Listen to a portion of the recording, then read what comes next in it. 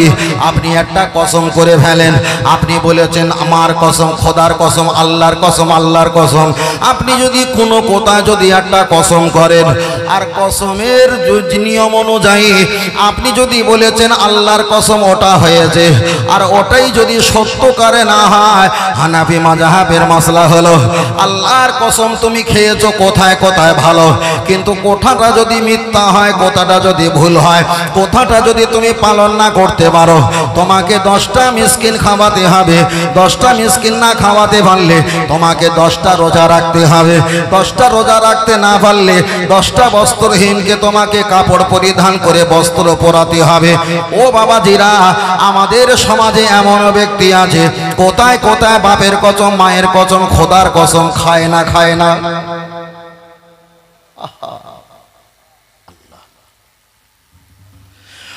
ও আমার বাপজিরা, চলে না গিয়ে যাওয়া যায়। আমি আপনার কাছে বলছিলাম তাহলে নবীকে মানলে আল্লাহ মানা হয়। আমি প্রসঙ্গটা আপনার কাছে বলছি, এতটা গভীর রাত্রে ঠান্ডার পরিবেশে আমি আপনাদের নিয়ে কোনো অসামাজিক চুল পরিমাণ কথা বলবো না। চলেন একটাবার আগিয়ে যাওয়া যাক। আমি নবীর কথা বলছিলাম। এখানে যারা আমরা বসে আছি একটাবার বলবেন দাদু ভাই আমরা পরকালে জান্নাত পাবো, পরকালে জান্নাত পাবো। আমরা কি জান্নাত চোখে দেখেছি? না, না দেখি না। আমরা কি জাহান্নাম চোখে দেখেছি? জাহান্নাম চোখে দেখি না। আমরা কি আল্লাহকে দেখেছি? না, আল্লাহকে দেখি না। এখানে যারা আমরা বসে আছি আমরা কি নবীকে দেখেছি? না, আমরা নবীকে দেখি না। আল্লাহ নবী সাহাবা আবু বকর রাদিয়াল্লাহু তাআলা আন তিনি জবাব দিয়ে বললেন ফাজাআনাল্লাহু বিহাদাল খায়র ইয়া রাসূলুল্লাহ, হাবিবাল্লাহ, আপনার কারণে তো জাহান্নামের ভয় করতে পেরেছি, আপনার কারণে তো জান্নাতের হকদার হয়েছে, আপনার কারণে তো আল্লাহকে চিনতে পেরেছি, আপনার কারণে আমরা দুনিয়াতে ঈমান এনেছি, ঈমান এনেছি, ঈমান এনেছি। তার কারণ হলো আল্লাহ হলো জান্নাতের মালিক আর আপনি রাসূল হলেন জান্নাত বণ্টনকারী, বণ্টনকারী। তাহলে আপনি যেখানেই থাকবেন নিশ্চয়ই আমাদের বিশ্বাস আল্লাহ পাকের রহমত আর দয়া সেখানেই থাকবেই থাকবে। বলুন সুবহানাল্লাহ।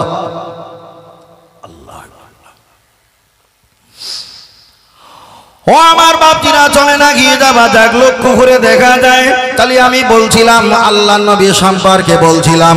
এবার আর একটা কথা আমি আপনার কাছে বলছি, আমরা পরকালে জান্নাত পাবো আলহামদুলিল্লাহ, ভালো। তার আগে আর একটা কথা বলি, আমরা হানাফি মাযহাব আহলে সুন্নাত ওয়াল জামাত, আমরা ফুরফুরা ফি দাদাবি রহমাতুল্লাহ বশিরাত আল্লামা রহুল আমির রহমাতুল্লাহ এর মতদর্শে আমরা থাকি। আমাদের সমাজে এমন কিছু ব্যক্তি আছে যারা কোরআন শরীফের আয়াত পড়ে বক্তব্য করতে করতে বলে বসে একটাই কথা, তারা বারবার বলে, বারবার বলে দুনিয়াতে তোমরা বেঁচে আছো আলহামদুলিল্লাহ, ভালো, তবে কোরআন জীবিত ব্যক্তির জন্য না মৃত ব্যক্তির জন্য? শ্রোতা বলল কোরআন তো জীবিত ব্যক্তির জন্য। তখন হুজুর ফতোয়া দিচ্ছে কোরআন যদি জীবিত ব্যক্তির জন্য হয় তাহলে মৃত ব্যক্তির কানের কাছে তোমরা কোরআন কেন তেলাওয়াত করো? বলে না, বলে না।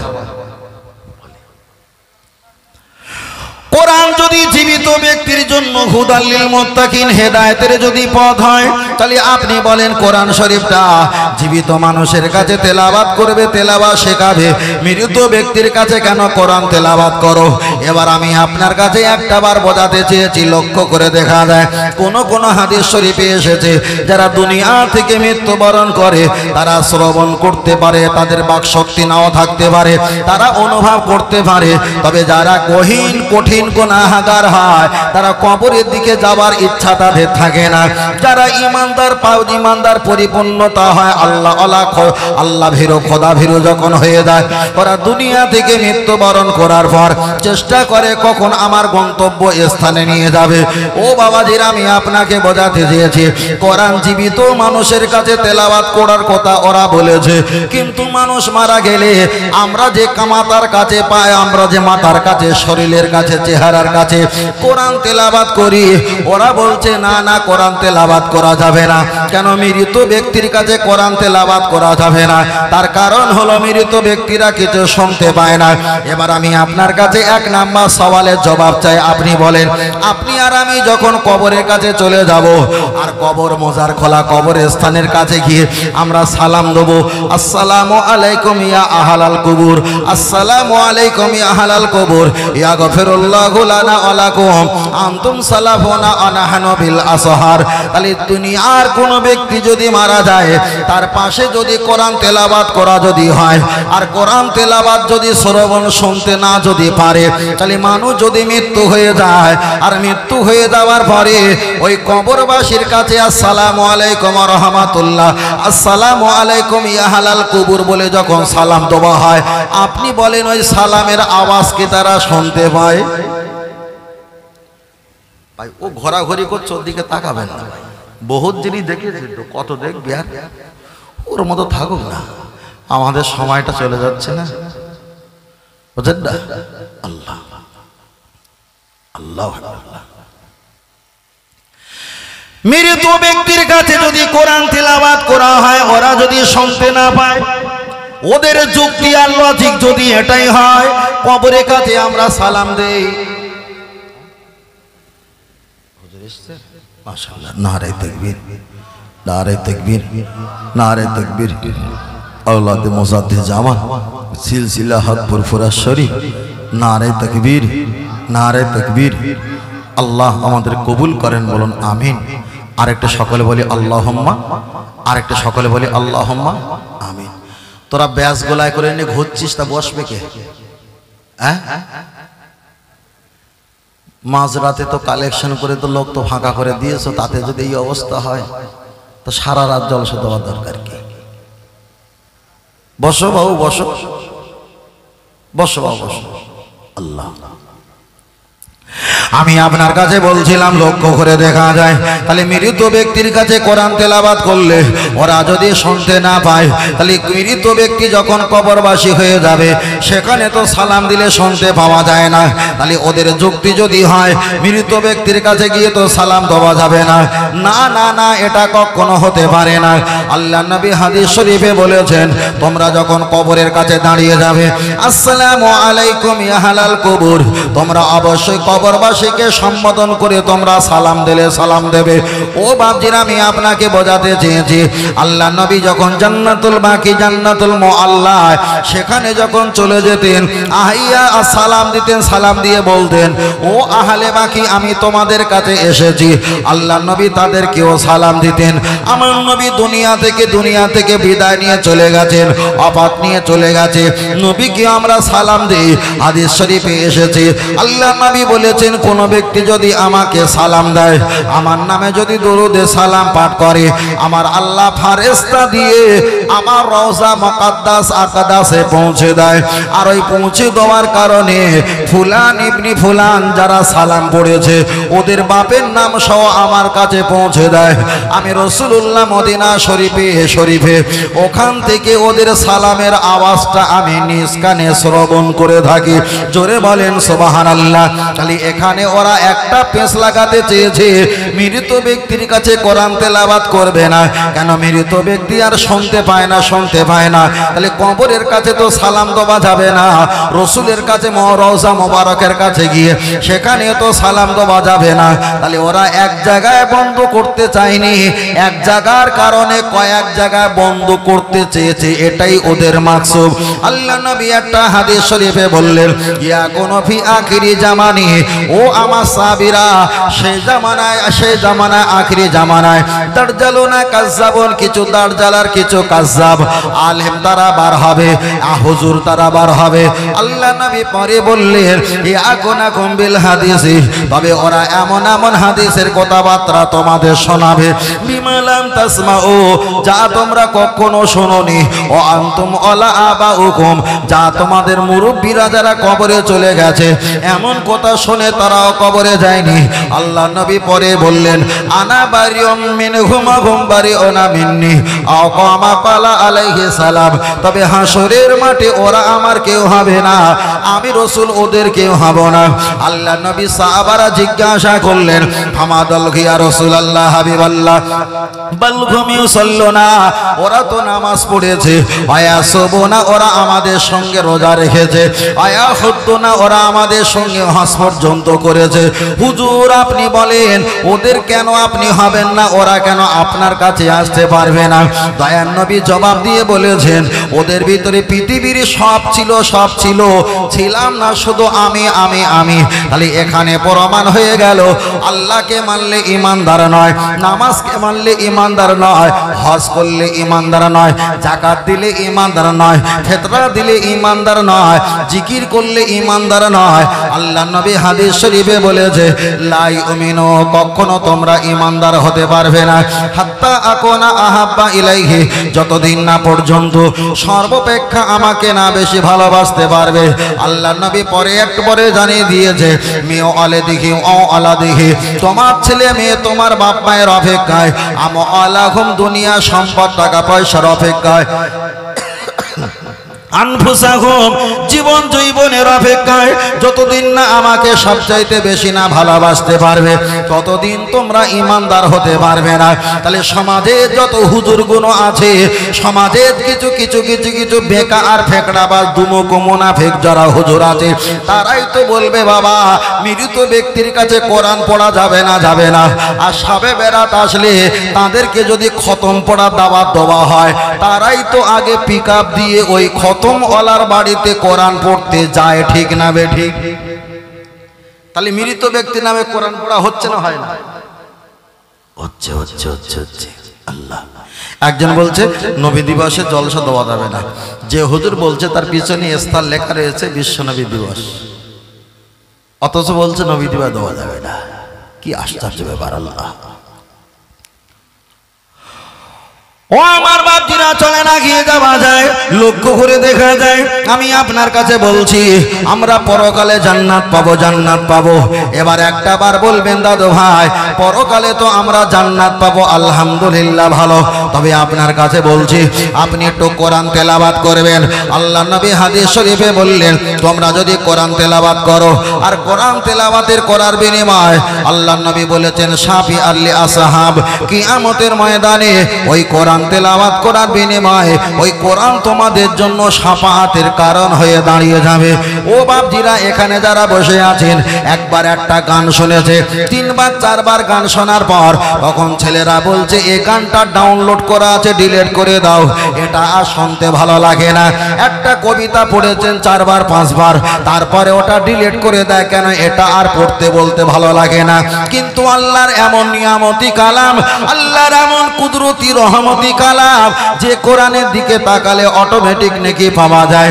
আল্লাহ চোখের জ্যোতি বাড়িয়ে দেয়, রহমত আর বরকত বাড়িয়ে দেয়, কবরে আযাবকে আল্লাহ মাফ করে দেয়, মানুষের জন্য হেদায়েতের রাস্তা হয়ে দেয়, আল্লাহ এবং নবী খুশি হয়ে যায়, কিয়ামতের দিন শাফাআতের কারণ হয়ে যায়। আমাদের ইমাম সাহেবগুলো মসজিদে যখন নামাজ পড়ায়, ইলা শাহামাতি উদুনাইহি একবার করে তাহরিমা বেঁধেছে, আর আউযু বিল্লাহ বিসমিল্লাহ সানা পাঠ করে আলহামদুলিল্লাহি রাব্বিল আলামিন প্রতি রাকাতে রাকাতে হুজুরগুলো কেরাত পড়েছে। একই সূরা ফাতিহা সারাটা জীবন ধরে প্রথম রাকাতে তেলাওয়াত করেছে।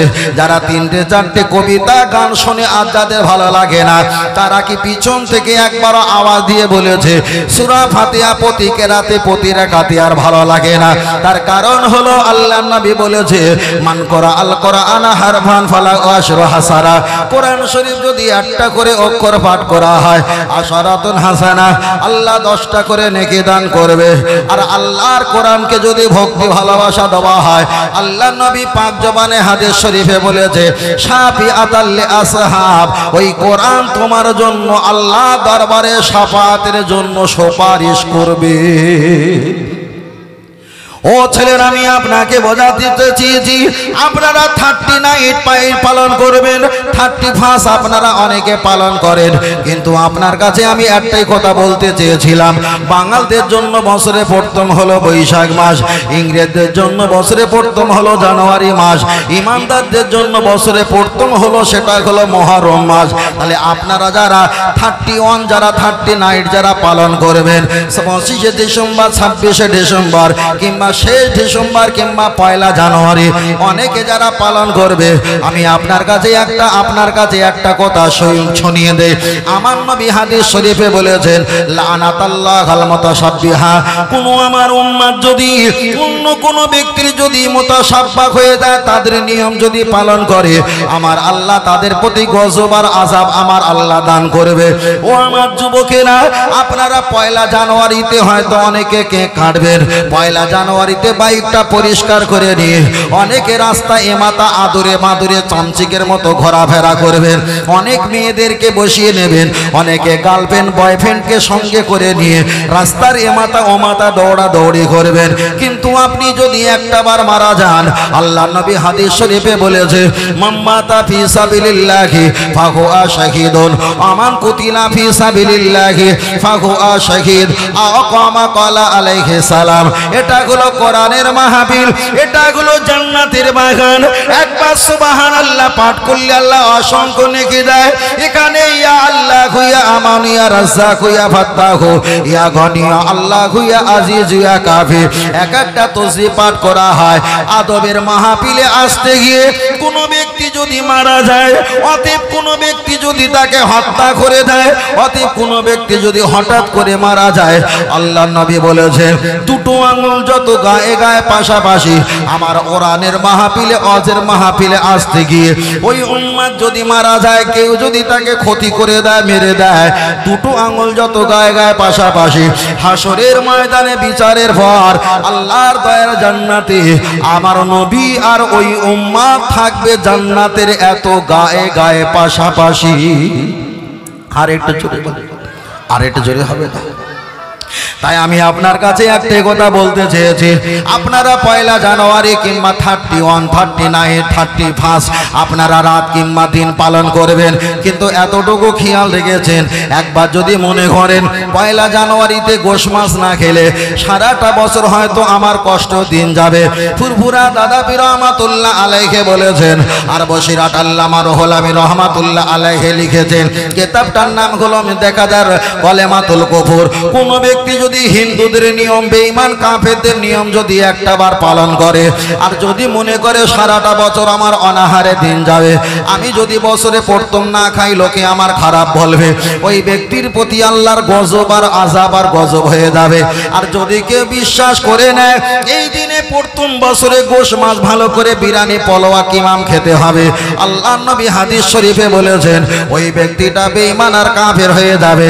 তাহলে একটা যুবক ছেলে 39 কিংবা 31 কিংবা একেবারে 1 জানুয়ারি 26শে ডিসেম্বর 25শে ডিসেম্বর এইগুলো পালন করে যদি বেঈমান আর কাফের হয়ে যায়, আল্লাহ নবী বলেছেন ওই পুরুষটা বেঈমান হয়ে গেছে, কিন্তু ওনার স্ত্রী তো সৎ, ওনার স্ত্রী ভালো। তাহলে ছেলে যদি বেঈমান হয়ে যায়, মেয়েটা তো ইমানদার, ইমানদার আর বেঈমানের বিয়েটা থাকতে পারে না, ওই বিয়েটা তো ফসক হয়ে যায়, ফাসেদ হয়ে যায়, বিয়েটা ভঙ্গ হয়ে যায়।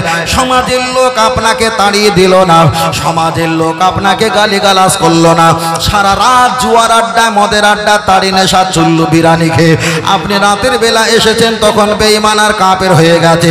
স্ত্রীর সঙ্গে যতটা মিলন করবে ততটাই হবে ব্যভিচারী, আর ওটাই হবে জেনা। আর যদি কোনো সন্তান জন্ম হয়, তাহলে ছেলে যদি বেঈমান হয়, স্ত্রী যদি ইমানদার হয়, বিয়ে তো ভঙ্গ হয়ে গেছে। আর আপনি যদি ওই অবস্থায় স্বামী স্ত্রী মিলন করে বাচ্চা যদি ভূমিষ্ঠ হয়, হানাফি মাযহাবের মাসলা হলো ওই বাচ্চাটা হলো বেজম্মা জারক সন্তান বাচ্চা। তাহলে ওই বাচ্চা পৃথিবীতে যতদিন বেঁচে থাকবে কখনো ইসলামিক জলসা মাহফিলের দিকে আসবে না, টাকা জোগাড় করবে 31, 31 কিংবা 26, 25শে ডিসেম্বর 1 জানুয়ারি পালন করবে। তাই আমি আপনার কাছে একটাই কথা বোঝাতে চেয়েছিলাম, আপনি 1 জানুয়ারি পালন করলেন, আপনি বাড়িতে গোশত কিনে নিয়ে আসলেন, আপনি মাছ কিনে নিয়ে আসলেন, আপনি বিরিয়ানি ডাল আর ভুট্টা চটপটি ঘুগনি কিনে নিয়ে আসলেন। আপনারা যদি ওই রকম হারাম জিনিস একটা বার বিসমিল্লাহ বলে খাও, বসিরহাট আল্লামা হুজুর কোনো এক জায়গায় বলেছে হারাম জিনিস নিয়ত করে যদি বিসমিল্লাহ বলে খাও, বিসমিল্লাহ বলে খেলে বেঈমান আর কাফের হয়ে যাবে। আপনি যদি মনে করেন পয়লা জানুয়ারি এটা পালন করা তো হারাম, বিসমিল্লাহ বলে খেলে বেঈমান হয়ে যাবে, আমি বিসমিল্লাহ বলবো না, এখানে আমি শুধু ভাত খাবো। কোনো ব্যাখ্যা এসেছে বিসমিল্লাহ না বলে এক লোকমা যখন তুমি খানা খাবে, প্রতিটা লোকমা 40 দিনের ইবাদত নষ্ট হয়ে যাবে। আর হারাম খাদ্য খাওয়ার বিনিময়ে গায়ে যতটা শক্তি রক্ত বল হবে, এই হারাম রক্ত বল হওয়ার কারণে আসজুদুলিল্লাহ আল্লাহর নামে সেজদা দেবে, একটাও সেজদা কবুল হবে না। আর কাউমার রকিন আল্লাহর নামে রুকু করবে, একটাও রুকু কবুল হবে না। তাই আমি বোঝাতে চেয়েছি, আমার নবী একটা হাদিস শরীফে বলেছেন, ও আমার সাহাবীরা জেনে রেখে দাও, সেই জামানায় আখিরি জামানায় লা ইয়াবকা মিনাল ইসলামি ইল্লা ইসমুহু, তবে ইসলামের সুরাত নিয়ে, ইসলামিক চেহারা নিয়ে, মুসলমানের আকৃতি নিয়ে সমাজে ঘুরবে, ইল্লা ইসমুহু, তবে ওদের নাম থাকবে মুসলমান, কিন্তু বেঈমান কাফেরদের রীতিনীতি পালন করে আল্লাহর খাতায় ওরা হয়ে গেছে বেঈমান। তবে আমি আপনাদের কাছে একটাই কথা বলছি, জীবনে মরণে কোন ইহুদি বেঈমান কাফেরের নিয়ম আমরা পালন করতে পারবো না। আমরা চুল কাটবো আমার নবীর দিকে তাকিয়ে, আমরা কথা বলবো আমার নবীর দিকে তাকিয়ে, আমরা টুপি পরবো আমার নবীর দিকে তাকিয়ে, আমরা খানা খাবো আমার নবীর আদর্শ নিয়ে, আমরা ঘুমাবো আমার নবীর আদর্শ নিয়ে, আমরা ব্যবসা বাণিজ্য করবো আমার নবীর আদর্শ নিয়ে। কেন নবী আমার জানিয়েছে আনা বুইস্তু মুআল্লিমান, আমি নবী হলাম তোমাদের শিক্ষক আর শিক্ষক। জোরে জোরে বলেন সুবহানাল্লাহ, আর একটু জোরে হবে না? সমাজে কত অযোগ্য বাপ আছে, অযোগ্য মা আছে, অযোগ্য ভাই আছে, ঠেকাতে পারে না। তুমি বাপ হওয়ার যোগ্যতা রাখো না, বিয়ে করেছো, বাচ্চা হয়েছে, সন্তান হয়েছে, তুমি বাপ হওয়ার যোগ্যতা রাখো না। ওরকম বাপ না হওয়াটাই ভালো, ওরকম মা না হওয়াটাই ভালো। ফের বলছি, যোগ্য বাপ আর যোগ্য মা যদি হতে চাও তাহলে সন্তান নাও, আর নাইলে হেঁড়ে থাকো। কারণ এক হাত সেলাই করতে গিয়ে যেন 5 হাত ছিঁড়ে না যায়। কথা বোঝেন না? এক হাত সেলাই করতে গিয়ে 5 হাত যেন ছিঁড়ে না যায়। যোগ্য বাপ যদি হতে চাও যোগ্য বাপের মতো হও, আর ভেড়া যদি হয়েছে সারাটা জীবন জুতোর বাড়ি খেয়ে খেয়ে কবরে যেতে হবে। ও যতদিন বেঁচে থাকবে ছেলে বউয়ের হাতে আপনার জুতোর বাড়ি খেতে হবে। আর সিংহ যদি থাকো ঘাড় ঘোরাবে, সব দলে দলে ছেলে বৌমা নাতিপোতা ছুট মেরে পালাবে, ঠিক না বেটি? আর ভেড়ার মতো হয়ে থাকলে সারাটা জীবন জুতোর বাড়ি খাবে। যদি বাপ যদি হও, বাপের মতন হও, আর নইলে তুমি দেশ ছেড়ে এলাকা ছেড়ে পালিয়ে অন্য জায়গায় পাহাড়ে গিয়ে ঢোকাও। কে বলেছ তোমার বিয়ে করতে, কে বলেছ তোমার সন্তান নিতে? যোগ্যতা যখন হারাবে সে চাকরিটা না করাই ভালো। যোগ্যতা নেই চাকরি করো না, সমাজে থেকো না। আল্লাহু আকবার। রাসূল বলেছে তোমার যদি পরিবার, তোমার যদি কথাবার্তা না নেয়, মান রাই মিনকুম মুনকারান, তোমার সামনে যদি পরিবারের কিছু খারাপ অশ্লীল কাজ দেখা হয়, রাসূল প্রথমেই বলেছে তুমি জবান দিয়ে প্রতিবাদ করো। এই প্রথমে হাত দিয়ে প্রতিবাদ করো। হাত দিয়ে প্রতিবাদ করলে ছেলে পিলে বড় হয়ে গেছে, নাতিপোতা সমস্যা হবে। জবান দিয়ে বলো। জবান দিয়ে বললে দেখা যায় আরো 4-5টা ওদের দল বেড়ে গেছে। তুমি অন্তর দিয়ে ঘৃণা করো, ওদের সঙ্গে তুমি একটু দূরে থাকো। আল্লাহ রাসূল পরেই বলেছে ওয়াজালিকা আদাফুল ঈমান, অন্তত তোমার ঈমান বাঁচবে, তুমি ওদের পক্ষে না। বলেন না 31 সময় গোস্ত কিনে নিয়ে এসছে, এদিকে 1 জানুয়ারি 26 জানুয়ারি কেক নিয়ে এসছে, দাদু একেবারে খাচ্ছে, দাড়িগুলো কি সুন্দর এখন দোল খাচ্ছে, নড়ছে, চিবোচ্ছে, কেক খাচ্ছে। চাষা প্রতিদিন তো চায়ের দোকানে কেক খাও, তা আজকের হারামের রক্ত, শুকরের রক্ত না খেলে কি হতো বাবা? না বাবা, ছেলেরা নিয়েছে ফেলে দেবো, এত দামি জিনিস। তুমি 1 হাত সেলাই করতে গিয়ে 5 হাত ছেড়ে ফেললে বাবা। আল্লাহু আকবার। চলেন আমি আপনার কাছে বোঝাতে চেয়েছি, খুব ভালো করে খেয়াল করে শুনবেন। আমি আপনার কাছে একটা কথা বলছি, তাহলে পয়লা জানুয়ারি করলে কতটা ভয়াবহতা। আপনি যদি বিসমিল্লাহ বলে খান বেঈমান হয়ে যাবে। বিসমিল্লাহ বলে যদি আপনি ওই হারাম বস্তুটা যদি না খাও, এক লোকমা খেলে কেউ বলেছে 40 দিনের ইবাদত নষ্ট হয়ে যাবে। আবার কেউ বলেছে গায়ে যত রক্ত মাংস চর্বিযুক্ত শক্তি হবে, আল্লাহর ইবাদত করলে ওই হারাম চেহারায় একটাও ইবাদত কবুল হবে না। ও আমার দাদু ভাই, আমি আপনার কাছে বোঝাতে চেয়েছি, আপনি কাকে খুশি করার জন্য দাড়িটা রাখলেন না? আপনার স্ত্রী কি আপনাকে একবার বাধা দিয়েছে যে আপনি দাড়ি রাখলে আপনার সঙ্গে আমি সংসার করব না? কোনো যদি স্ত্রী এই কথা বলে থাকে, তাকেও তো বাবা একটু দূরে রেখে দেওয়াটা তো ফরজ হয়ে যায়। কেন হানাফি মাযহাবের মাসলাক হলো, কোন ব্যক্তি যদি দাড়িকে ইনকার করে ওই ব্যক্তিটা তো কাফের। তাহলে আপনার স্ত্রী একবারও বলেনি যে আপনি দাড়ি রাখবেন না। স্ত্রী যদি আপনার বারণ না করে, আপনি কেন দাড়ি রাখলেন না? জবাব দাও। আপনি বলবেন হুজুর আমি ব্যবসা বাণিজ্য করি কাওরাবাগদি মুক্তপাড়াসীদের সঙ্গে, আমি ওই জন্য দাড়ি রাখিনি। তাহলে তোমার আমার লিডার হলো মুহাম্মদ সাল্লাল্লাহু আলাইহি ওয়াসাল্লাম। আল্লাহর নবী বলেছেন, আমার একটা সুন্নাত যদি মুসিবতের সময় পালন করতে পারো, ইনদা ফাসাদি উম্মতি ফালাকুম আজরু মিআতা শাহিদ। আল্লাহর নবী বলেছেন, 100 শহীদ হলে যে জান্নাতের মর্যাদা পাবে, আমার উম্মত মুসিবতের সময় একটা যদি সুন্নাত পালন করে, আমার আল্লাহর নবী বলেছেন আমার ওই একটা উম্মত 100 শহীদের মর্যাদা তিনি একা পাবে, একা পাবে। কেন? আমাকে যখন ফলো করেছে, ফাকাদাত আল্লাহ, ওই ফলো করা ইত্তেবাটা আমার আল্লাহর নামে হয়ে গেছে। বলুন সুবহানাল্লাহ। এবার আমি আপনার কাছে বলছি দাদু ভাই, আপনি একটু হালকা করে দাড়ি রাখেন। আপনি একটু ইমাম সাহেবের সঙ্গে হুজুরের সঙ্গে সম্পর্ক রাখেন। ইমাম সাহেবের হুজুরের সঙ্গে সম্পর্ক রাখলে আপনার মাথায় একটা করে টুপি তুলে দেবে। আপনি যখন ইমাম সাহেবের সঙ্গে বারবার সম্পর্ক রাখবেন, আপনার আরবি নুরানি কায়দা কিংবা বাগদাদি কায়দা কোরআন শরীফ শিক্ষা দেবে, দোয়া দরুদ শিক্ষা দেবে। ইমাম সাহেব প্রতিপদ 5 ওয়াক্ত যখন আজান দেবে, তখন আপনিও 5 ওয়াক্ত নামাজে হাজির হয়ে যাবেন। তাই আল্লাহর নবী হাদিস শরীফে বললেন, আলমার ওমান আহাব্বা আকামা ক্বালা আলাইহিস সালাম। তোমরা যদি ভালো ব্যক্তির সঙ্গে সম্পর্ক রাখতে পারো, আর ভালো ব্যক্তি যদি জান্নাতে চলে যায়, তাদের সুপারিশ আর সাহায্যের বিনিময় আমার আল্লাহ তোমার লাইনটা ওদের জান্নাতের কাতারের সঙ্গে ফিট করে দেবেই দেবে। জোরে বলেন সুবহানাল্লাহ। এখানে যারা আমরা বসে আছি, আমরা যদি একটাবার হিসাব করি, আমাদের মোবাইল আছে, এই মোবাইলে পণ্য video, FM radio, audio video, এই মোবাইলে হোয়াটসঅ্যাপ, টুইটার, ফেসবুক, এই মোবাইলে ইউটিউব, বিভিন্ন ইন্টারনেট, গুগল ছেলেরা চালায়। ছেলেরা অট্ট হাসি, নাটক, সিনেমা, ফিল্মি দেখে এরা পাগল পারা হয়ে গেছে। বশিরাত আল্লামা হুজুর তিনি ব্যাখ্যা দিয়ে বলেছেন, কিতাবটার নাম হলো কলেমাতুল কুফর। কোনো একটা ছেলে যদি গান শুনে মাথা নাড়ানোর প্রয়োজন নেই, গান শুনে চেহারা হেলানোর প্রয়োজন নেই, গান শুনে হাত টানিয়ে ঢোল বাজানোর প্রয়োজন নেই। বশিরাত আল্লামা রাহমাতুল্লাহ তিনি ব্যাখ্যা করে বলেছেন, একবার যদি আনন্দ পায়, গান শুনে যদি আনন্দ পায়, আর আনন্দ পেয়ে যদি মোহাব্বত করে আনন্দ যদি পায়, ওই ব্যক্তিটা বেঈমান আর কাফের হয়ে যাবে। এবার আমি আপনার কাছে বলছি দাদু ভাই, আপনার সময় সম্পত্তি সমাজে আছে, একদিন আপনি মারা গেলে আপনার মোবাইলটা আপনার বড় নাতি দখল করে নেবে। আপনি মারা গেলে আপনি যে চেয়ারে বসে সার্ভিস করতেন, দোকানে ক্যাশ কাউন্টারে বসে থাকতেন, ওটা আর একজন দখল করে নেবে।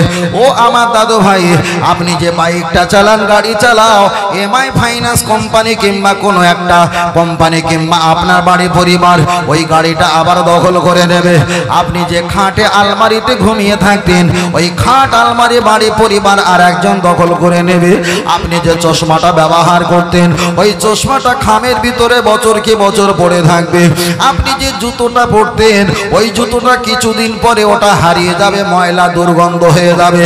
আপনি যে বিছানা চাদরগুলো ব্যবহার করতেন, আপনার নতুন অপমা সুন্দরী বৌমা, ছেলে নাত বউগুলো ময়লা যুক্ত কাপড় চোপড় আর ব্যবহার করবে না, ওরা তালে মেরে গোয়াল ঘরে, ছাগল ঘরে ওরা ব্যবহৃত করবে। ও আমার দাদু ভাই, আপনি যে ঘরে থাকতেন, ওই ঘরে সময় সম্পত্তি, জমি জায়গা, দলিল পর্চা সব কিছু আপনার বাড়ির এক একটা দর্শকের নামে রেজিস্ট্রি হয়ে যাবে। আপনার বলে পৃথিবী পৃথিবীতে আর কিছুই থাকবে না। আপনি একদিন শূন্য খালি হয়ে ফাঁকা হাতে 4-3টে কাপড় দিয়ে পর্দার হালাতে আপনাকে কবরস্থ করে দেবে।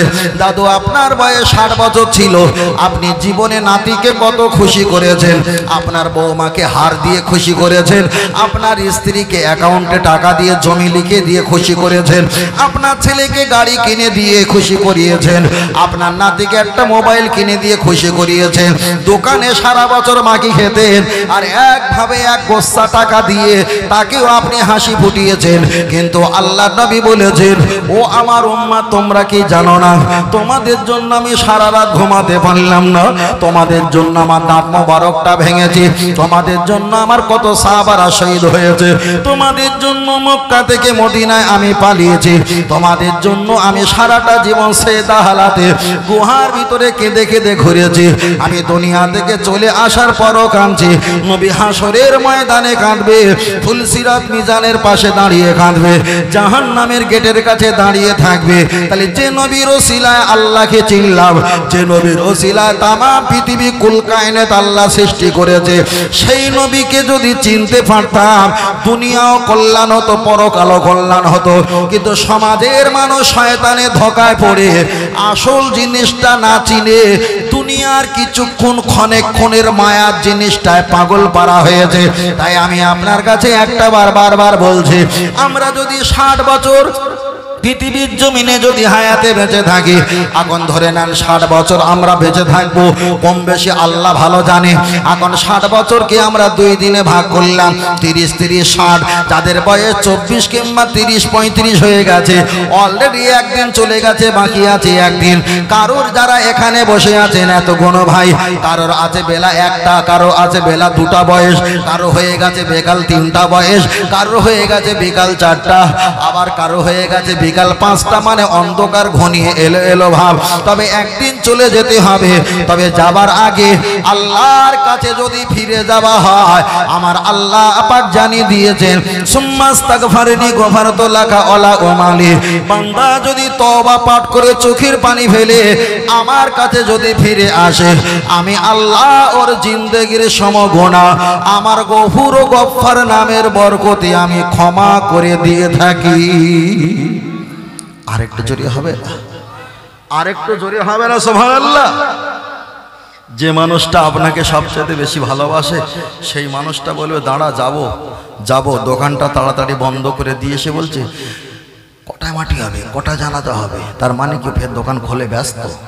যদি বলে এখনো 2 ঘন্টা বাকি আছে, বাবু বলছিল তো এই সময় হবে, সময়টাকে বাড়িয়ে দিয়েছে, আমার 3 জন এসে দাঁড়িয়ে থাকবে, কথা ঠিক না বেটা? 3 জন এসে দাঁড়িয়ে থাকবে, তারা তো ব্যস্ত। দেখেছেন, তুমি যখন চলে গেছো আবার 2টো কাস্টমার, নতুন বন্ধু, 3 জন শুরু হয়ে গেছে।